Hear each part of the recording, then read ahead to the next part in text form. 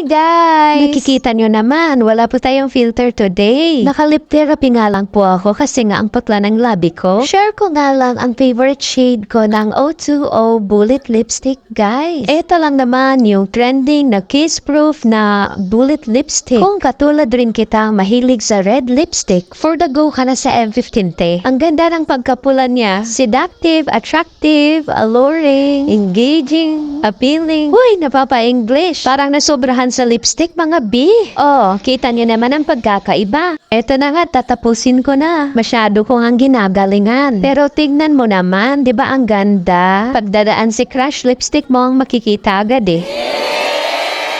Pwede na nga rin pala tong pang blush on sis. Mukha na nga akong clown dito pero no worries. Ang dali lang niyang i-blend. Para nalasing, kagabi, ganun. Drunk blush ba tawag dun? Basta, alam nyo na yun. Sobrang galing at hindi nag-transfer sa kamay ko. Eto na nga't hindi pa tayo nakontento at ginawa na nating pang eyeshadow. Kwento ko na nga din na ayaw magpakis ng anak ko pag nakikita niyang mapula yung labi ko. Pero dahil dito, makaka-unlikis na ako sa anak ko. Wala man lang kiss mark, diba? Oh my God, kiss-proof nga talaga siya, te. Hindi rin siya mabigat sa lips at hindi dry. Sinubukan ko nga rin kumain para subukan kung transfer-proof ba siya. Pero grabe, hindi nga dumikit. Pinapabilib mo naman ako, O2O. At syempre, iinom tayo ng tubig. Tignan natin kung mag-transfer siya sa water bottle. Ay halati, wala. Paano ba yan? May nanalo na? Sinusulit ko na nga at sinubukan naman sa salamin. Ay te, wag na nating pilitin. Nakailang kiss na tayo sa alikabok dyan. Hindi na nga ako nagpaawat at pati papel pinatulan ko na rin. Tama na te, masisira ang buhay mo.